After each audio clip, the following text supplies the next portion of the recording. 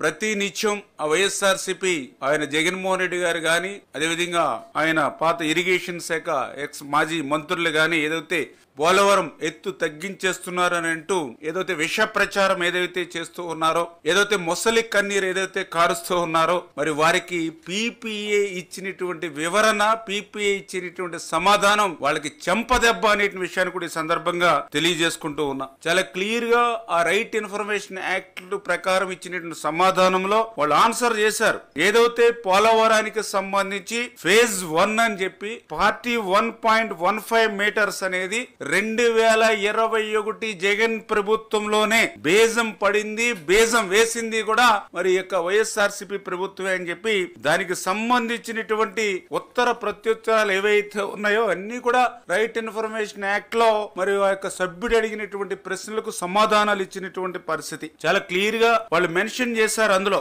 ఏదైతే పోలవరం ప్రాజెక్ట్ కి సంబంధించి 45.72 ఎత్తు కాకుండా 41.15 మీటర్స్ ఎత్తుకే నీళ్లు నిలబెట్టడం అనేటువంటి ప్రతిపాదన మరి ఏదైతే ఉందో మరి అది పంపించింది జగన్మోహన్ రెడ్డి ప్రభుత్వమే అని కుండ బద్దలు కొట్టినట్టుగా ఆ యొక్క ఆన్సర్ మరి పీపీఐ ఇచ్చినటువంటి పరిస్థితి చాలా క్లియర్ గా ఆ రోజు జగన్ ప్రభుత్వమే 41.15 మీటర్లకి ప్రధాన డ్యామ్ లో మరి ఎత్తుకు నీటి నిల్వ పరిమితం చేయడం అనేది నిర్ణయం, ప్రతిపాదన కూడా తీసుకున్నది కూడా జగన్ ప్రభుత్వమే అని చాలా క్లియర్ గా పీపీఐ ఆ యొక్క రైట్ ఇన్ఫర్మేషన్ యాక్ట్ లో సమాధానం చాలా క్లియర్ గా ఇవ్వడమే కాదు, దానికి సంబంధించినటువంటి ఏవైతే పేపర్ డాక్యుమెంట్స్ అంటే డిసెంబర్ 21, జనవరి 22, మే 23, జూన్ 23, జూలై 23, ఆగస్టు 23 నందు జరిగినటువంటి ఉత్తర ప్రత్యులు అంటే ఏదైతే గవర్నమెంట్ ఆఫ్ ఆంధ్రప్రదేశ్ ఆ రోజు జగన్మోహన్ రెడ్డి గారి ప్రభుత్వం నుండి ఆ రోజు పీపీఏ గాని సిడబ్ల్యూసీ గాని ఏదైతే ఫస్ట్ ఫేజ్ కింద 41.15 మీటర్లకు